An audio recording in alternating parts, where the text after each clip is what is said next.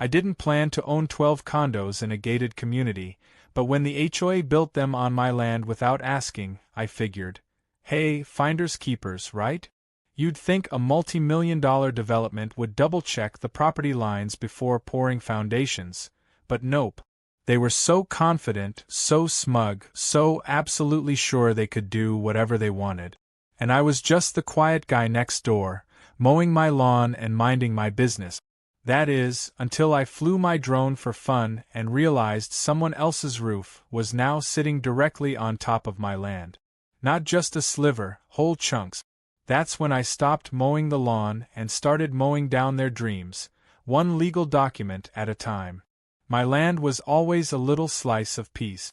Tucked just outside a small but growing town, I bought it years ago before the housing boom, knowing someday developers would come sniffing around. It had a nice gentle slope, a line of tall pines that shielded the house from the main road, and a shallow creek that meandered lazily along the back edge. It was my sanctuary.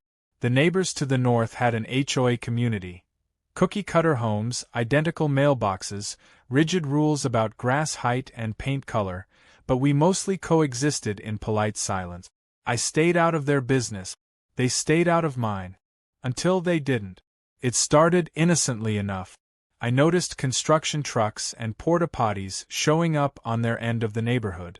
A few surveyors walked around with tripods and orange flags. I figured they were updating drainage or putting up a new privacy fence. No big deal. A week later, a full construction crew rolled in and started tearing up earth like it owed them money. Still, I didn't think much of it. Progress, I assumed. The town was expanding, and I'd seen building permits filed for a new row of condos on their side of the line. Then one morning, while sipping coffee on my back deck, I noticed something odd. The workers weren't just on the HOA's land, they were inching closer. Trees that I'd planted 15 years ago disappeared overnight. The edge of the foundation, no, foundations, plural, was way too close to my fence. That fence had been there since I bought the property. It had a bent post I'd never bothered to fix, and now it was gone, replaced by a perfectly straight new one 6 feet over. I still didn't panic. I assumed it was a mistake. People make them. So I walked over and flagged down the foreman, a guy named Wes who looked like he'd rather chew nails than deal with homeowners. He assured me the developers had pulled all the proper permits and their surveyor had marked everything according to county record. I asked to see the survey. He told me to check with the office, which of course meant no. So I did what any modern homeowner would do, I sent up the drone. I had one of those mid-range models with decent GPS and a 4K camera. I flew it up, looped it around the site, and started snapping pictures. When I pulled the images onto my computer, my stomach dropped. The construction site wasn't just brushing my boundary line. It was stomping over it in steel-toed boots. A solid quarter of the 12-unit condo row, 3 entire buildings, had been built with their southern walls planted squarely across my lot line. Now I was angry, but I wasn't stupid. I printed the drone photos, grabbed my original survey paperwork, and scheduled a fresh survey. I wanted hard proof before I confronted anyone again. When the new surveyor came out, he brought a measuring wheel, GPS gear, and a quiet sense of dread. He measured.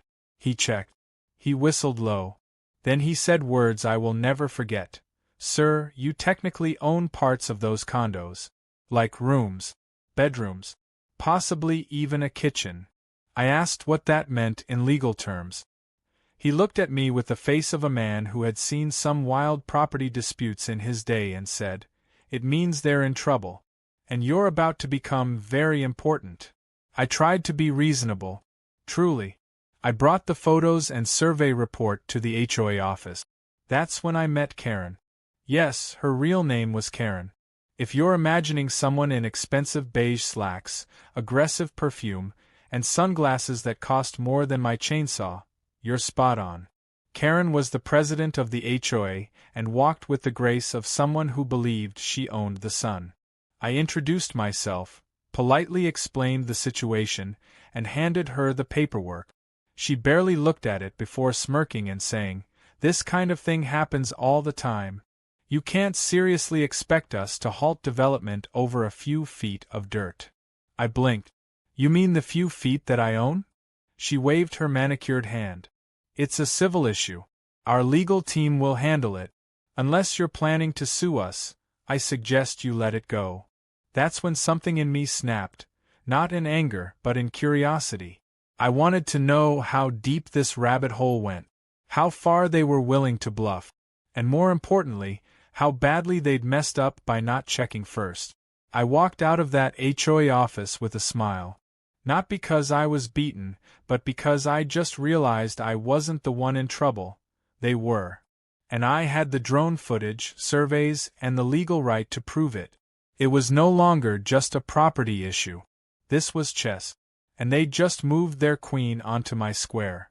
By the time I got back to my house, I had 3 missed calls from a real estate agent trying to sell the new condos.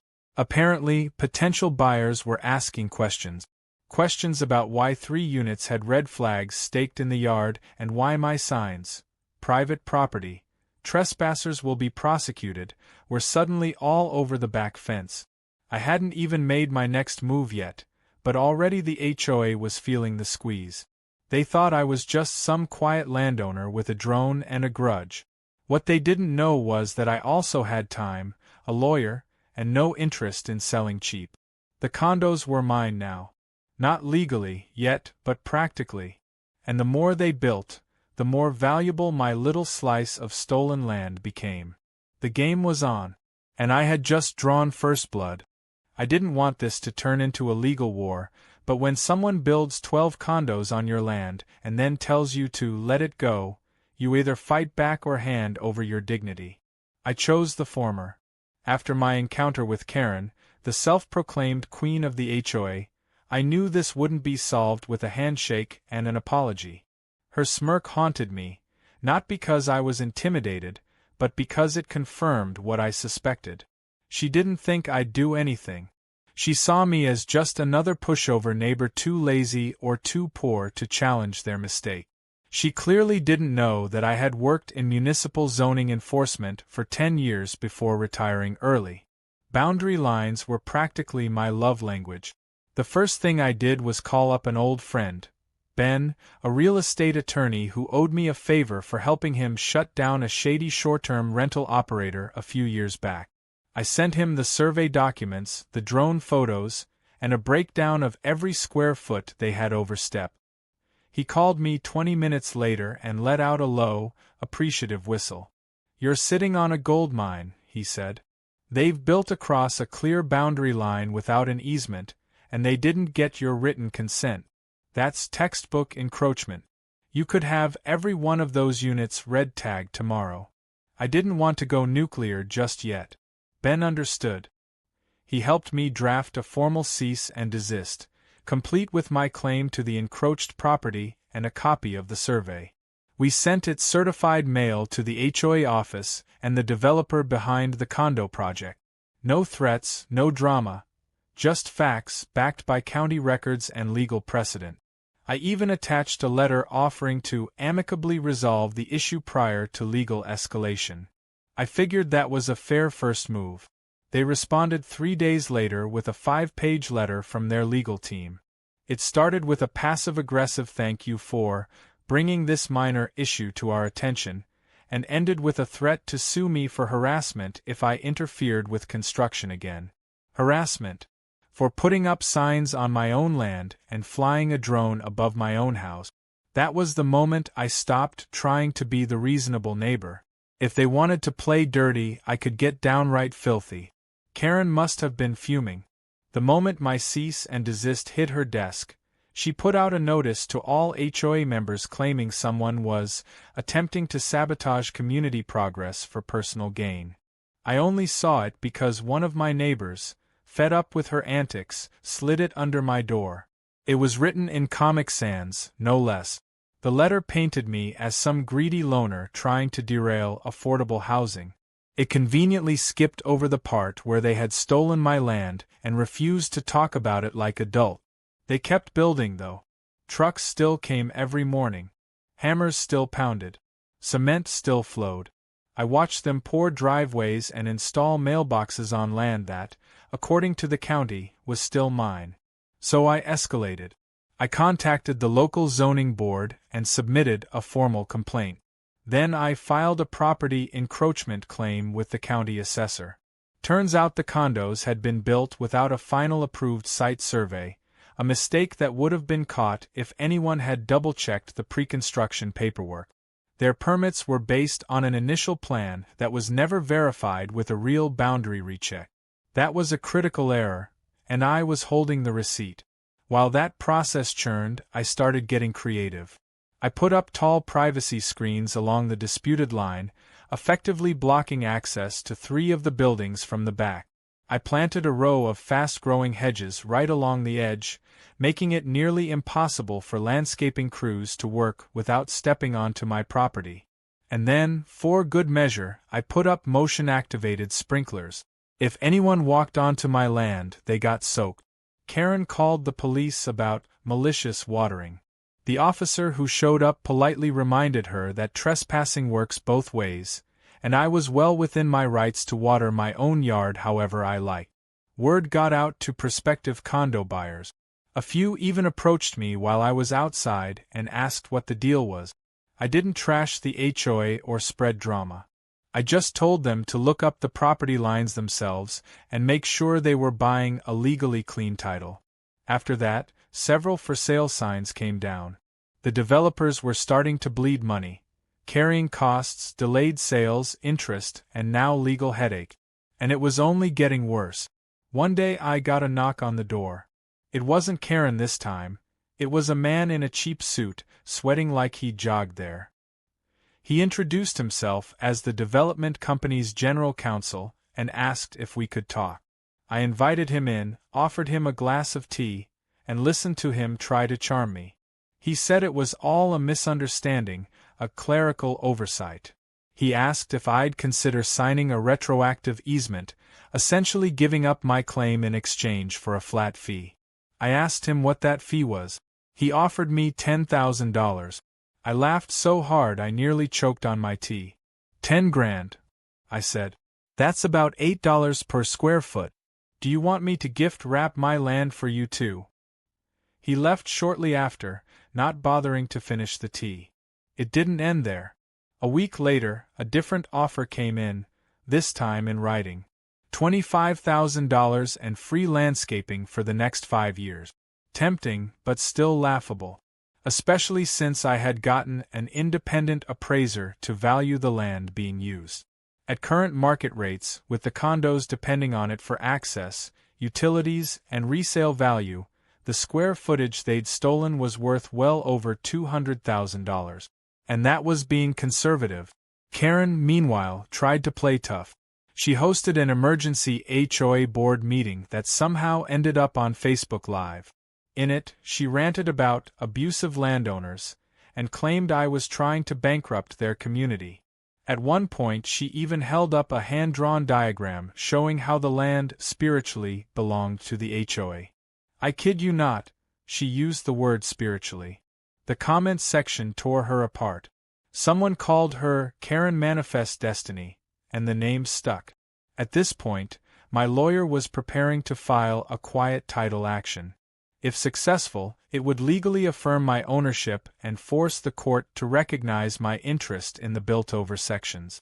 That meant no one could sell or live in those units until it was resolved. No titles, no closings, no move-ins. We were moving into checkmate territory. And they were starting to realize it. The condos were standing, freshly painted, landscaped, and sparkling in the sun. But they were also empty. No buyers. No renters. No profit. Just 12 expensive monuments to Karen's arrogance, and a boundary line they never bothered to verify. And the best part? I hadn't even played my strongest card yet. They kept building, even as the walls started closing in on them. And by walls I mean lawsuit. The longer they ignored the property line issue, the more entangled they became in their own mess. I didn't have to do much at this point. Just wait, watch, and let the legal wheels turn. My complaint to the county had triggered a full investigation by the zoning office. Inspectors began showing up with clipboards and annoyed expressions, snapping pictures and muttering about code violations. The construction site transformed from a beehive of activity to a sluggish mess of delays, rework orders, and frantic phone calls. I watched it unfold like a slow-burn soap opera with extra cement dust. The condos, which had once been advertised as luxury creekside living, were now stuck in a bureaucratic limbo. Occupancy permits were frozen pending resolution of the land dispute. It turned out the county was not thrilled about issuing legal addresses to buildings partially constructed on someone else's land. Without occupancy permits, no one could legally live there.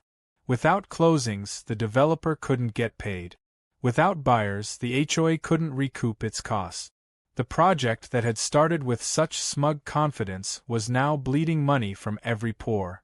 Karen, of course, did everything she could to spin the narrative. She released a newsletter accusing me of weaponizing legal technicalities and standing in the way of community growth. She even compared herself to a pioneer being pushed back by greedy land barons. The irony of her calling me greedy was almost too much to bear. Meanwhile, I just went about my life. I mowed the lawn. I installed a new bird feeder. I watched hawks circle lazily above the stalled condos and imagined them as tiny flying judges, circling the carcass of HOA incompetence. One of the best parts of this whole ordeal was the internet. A friend of mine suggested I post a sanitized version of the story on a local homeowners Facebook group. I didn't name names or even reference the specific HOA. I just told a story about a homeowner who found a row of buildings suddenly sitting on part of his land. I included the drone pictures, edited, of course, and a brief summary of what happened when he tried to resolve it peacefully. The post exploded. People were fascinated. Dozens of comments poured in, ranging from "sue them into the Stone Age" to "can I borrow your lawyer?" I hadn't even intended to go viral, but I wasn't complaining. From there, it spread to Reddit. Someone cross-posted it to r/EntitledPeople and r/LegalAdvice. The feedback was overwhelming. People shared horror stories of their own battles with overreaching HOA. Lawyers chimed in offering free advice. Someone even turned it into a dramatic TikTok series complete with a villainous Karen voiced by a guy doing a British accent for no reason. Suddenly, the story wasn't just mine. It was everyone's fantasy revenge tale. Karen did not enjoy this newfound attention. One morning I woke up to find her marching down the sidewalk in her usual blazer and pearls combo, flanked by 2 HOA board members. They marched right up to my front yard, stood behind the property line, and held up a giant sign that read, "Don't believe the lies." The irony, again, was breathtaking. I took a photo and posted it with the caption, "I'm starting to think they might be mad." That post alone got 10,000 likes in an hour. While the internet had its fun, the county was busy doing what bureaucracies do best, dragging things out. But even slow justice is still justice. The zoning department concluded that the buildings encroached on my property by significant margins. Without my signature on an easement or land sale, the developer had no legal basis to claim use of the land. The inspectors shut down further construction and ordered the developer to submit a remediation plan. That meant the clock was now ticking. Either they had to find a way to move the buildings, physically impossible, or resolve things with me. Suddenly, my phone started ringing more often. Realtors called asking if I'd be willing to sell just a portion of the land. One even offered to include free weekly lawn service for life. I laughed and said I preferred my grass mowed by the tears of incompetent planners. The developer's legal team sent over another offer, this time for $75,000. Getting warmer, I told them. But I reminded them that with each passing week, the value of my land went up, while the value of their unsold condos plummeted. After all, who wants to buy a unit with an ownership dispute hanging over it like a wrecking ball? Karen, meanwhile, began to crack. Her emails to the HOA board leaked. She blamed everyone but herself: the developers, the county, the surveyors, the homeowners. In one email she wrote, "He's just a bitter old man trying to make a quick buck off our hard work." That was rich, considering I was 20 years younger than she looked and had never asked for a dime. Another email referred to me as land leech. I printed that one out and taped it to my fridge like a trophy. At the next HOA meeting, now held virtually to avoid outside disruption, Karen tried to rally the board to approve legal action against me. Her motion was denied. Too risky, one board member said. Too expensive, another added. A few even admitted they wished she'd handled it differently from the start. That was the beginning of the end for her reign. The community was losing patience. The condos were unsellable. The legal bills were stacking up. And the worst part? I hadn't even gone full scorched earth. Yet, while they scrambled for options, I quietly filed for what Ben called the silver bullet, quiet title. It's a legal process that affirms ownership of land when there's dispute or ambiguity. Once granted, it would formally establish that I held title to the disputed portions, regardless of any developer's assumptions or contractor's chalk lines. It also meant that, until the issue was resolved in court, no one could legally transfer ownership of the affected properties. In real estate terms, that's like putting a massive "do not touch" sticker on the entire development. The county clerk accepted the filing. A hearing date was set. And suddenly, the developer's tone changed. Their next offer wasn't a lump sum, it was a proposal. Buy the land from me outright. Not just the slivers under the buildings, but the full parcel they had trespassed. And they weren't just offering money, they were begging. Because now their investors were panicking, their buyers had walked, and the banks were asking uncomfortable questions about encroachment risks and insurance coverage. I hadn't responded yet. I was letting them sweat. I wanted them to feel what it was like to have something valuable just out of reach, something they thought they owned but never did, something they built their future on without earning. Because they hadn't just trespassed on my land, they had trespassed on my patience, my peace, and my principle. And now it was time for them to understand the cost of ignoring boundaries. And we hadn't even hit the fun part yet. The funny thing about desperation is how quickly it turns arrogance into groveling. A month ago, the HOA and their developer were dismissing me like I was just some lawn-chair warrior with a drone. Now they were sending representatives with folders, spreadsheets, and fake smiles, hoping to work something out. It was a beautiful reversal. I received their formal proposal in a glossy binder that looked like it belonged in a hotel investor meeting. Pages and pages of site maps, valuations, and market projections. The proposal itself was simple.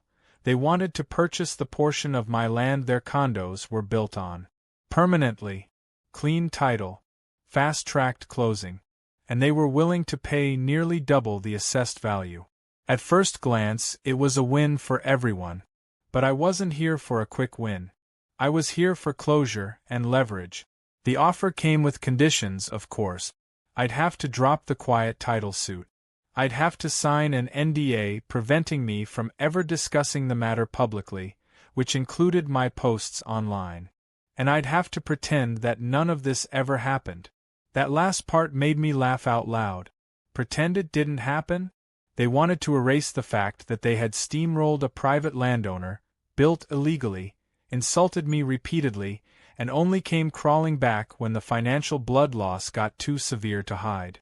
I called Ben and read him the highlights of the proposal. He didn't laugh, he growled. "They're offering hush money," he said. "That NDA is a red flag wrapped in gold ribbon. They know they're exposed, and they're trying to bury the story before it becomes case law." I agreed. This wasn't just about money anymore. It was about sending a message. You don't get to make a mess on someone else's land, treat them like dirt, and then buy your way out of accountability. I told them I'd consider the offer, but that I had a few counterterms. First, triple the land value. Not double, triple. If I was going to bail them out of their own stupidity, I wanted the kind of profit that made their investors wince. Second, I would not drop the quiet title action until payment cleared.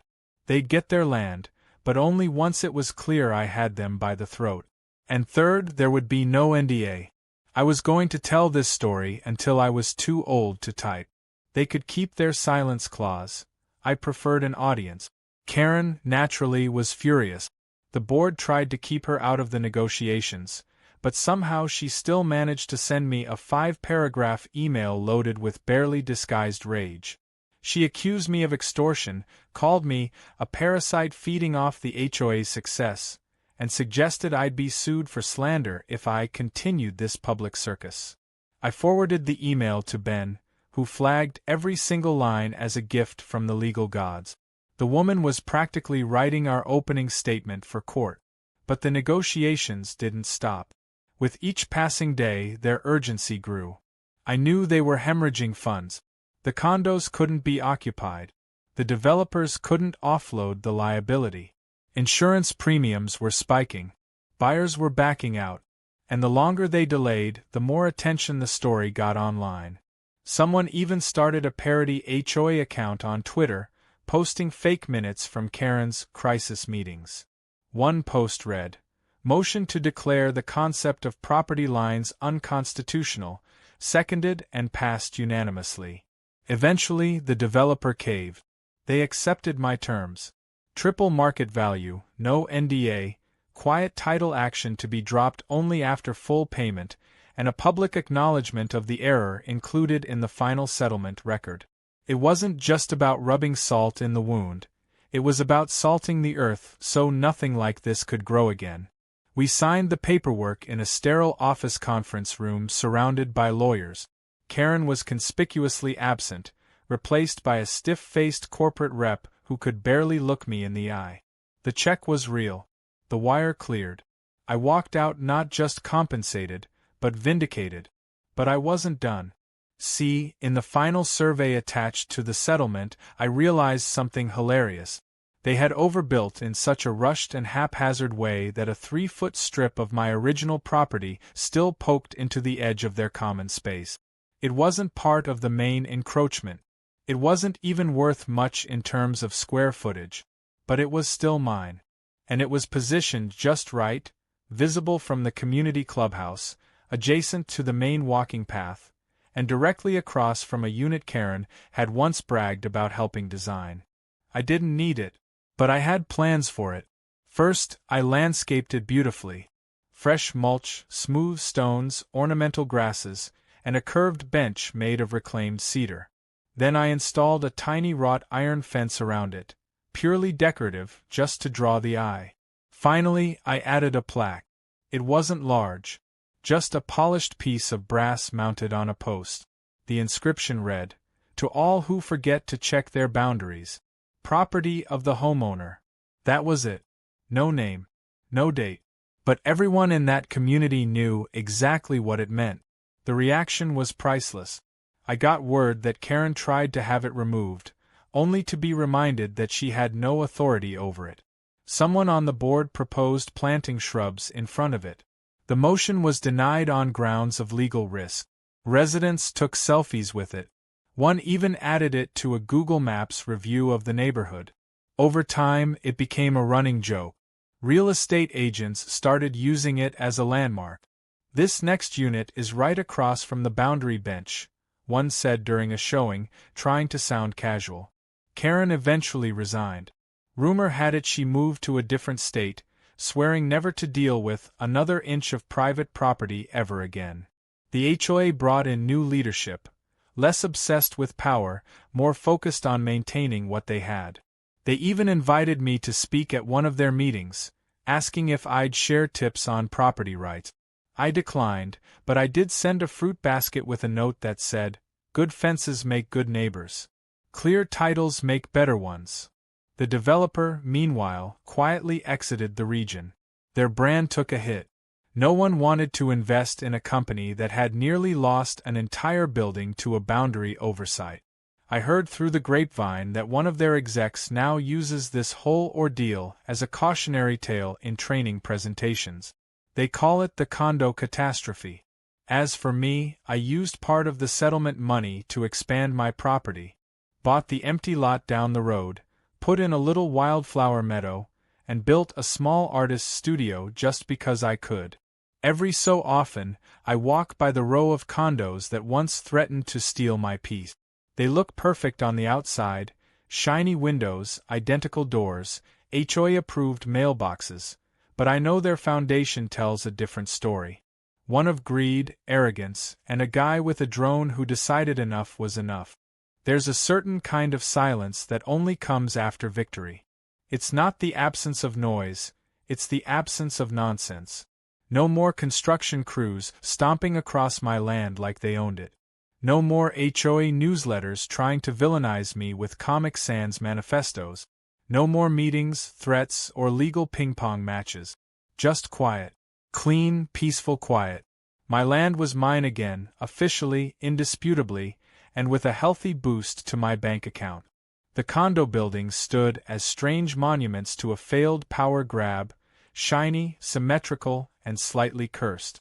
Every time I drove by, I couldn't help but smile. The new HOA board had done a complete 180. They'd sent me a polite letter thanking me for helping establish clear property practices, and included a Starbucks gift card, which I interpreted as an olive branch. Or maybe just a very caffeinated apology. I didn't hate the new leadership. They weren't drunk on control like Karen had been. They were just trying to clean up the aftermath of a fiasco they inherited. One of them even admitted over email that my story had become required reading for anyone involved in their planning committee. Some of the residents who had once avoided eye contact now waved when they saw me. A few even stopped to ask questions, curious about how the whole thing had played out. Apparently, bits and pieces of the story had trickled into the community, distorted by whispers and exaggerations. One version had me secretly owning all 12 condos and leasing them back to the HOA for $1 a year. Another claimed I had booby-trapped the land and set off sprinklers in protest. I never corrected them. Why ruin the fun? Legends have a way of growing legs, and I wasn't about to stop this one from running. The plaque on the little bench, my final piece of the puzzle, became a bit of a local icon. People posted photos with it on Instagram. Someone wrote a Google review about the nicest passive-aggressive landmark in the county. A kid even asked me if it was a grave for HOA rules, which was honestly the best interpretation I'd heard yet. I watered the plants around it every week and sometimes just sat there for a while, coffee in hand, watching people walk past and try to pretend they weren't reading it. They always read it. Karen, from what I gathered, never recovered from the fallout. Her resignation was messy. The board turned on her, the developer turned on her, and half the community had already been turned against her long before she stepped down. She moved out in the dead of night, reportedly yelling at the movers about betrayal and conspiracy. It would have been sad if she hadn't brought the whole disaster upon herself. Her downfall wasn't just a result of arrogance, it was the product of willful blindness. She couldn't admit she was wrong. She couldn't say the words, "We made a mistake." And in the end, that mistake cost her everything. Meanwhile, I started getting emails. Not hate mail, consulting requests. It seemed my story had reached more people than I thought. Real estate agents, landowners, even small-time developers wanted to talk. Some were dealing with their own HOA drama. Others just wanted advice on how to handle boundary disputes without ending up in court for years.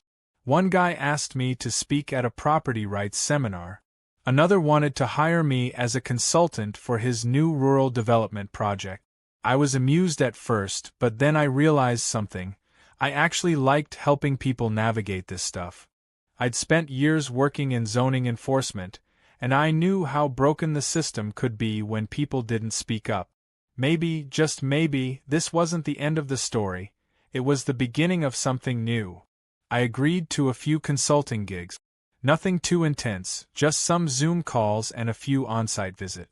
It was strange, standing on someone else's land, reviewing surveys and deeds like I was the expert. But I was.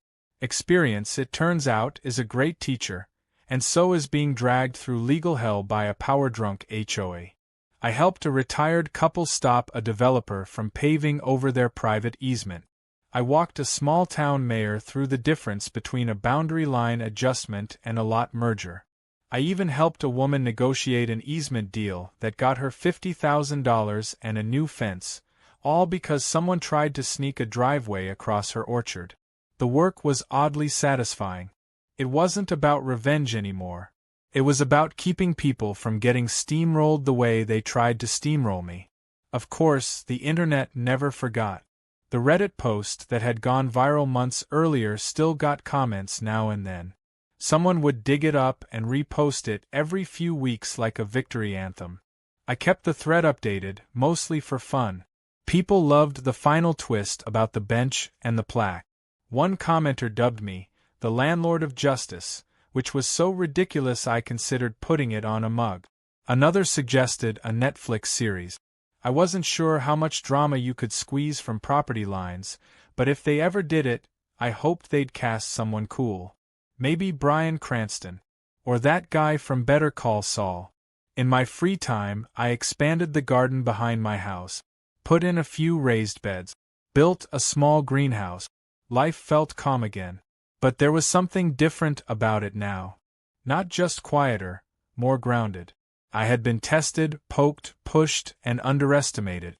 And I'd come out of it not just whole, but stronger. The kind of strength that comes from knowing exactly where you stand. Literally and figuratively. I also started a blog. Nothing fancy, just a place to collect my thoughts and share insights for other people dealing with entitled neighbors or legal gray zone. I called it Know Your Lines. It got a surprising number of followers. Turns out a lot of people are walking around not really sure where their property ends or what their rights actually are.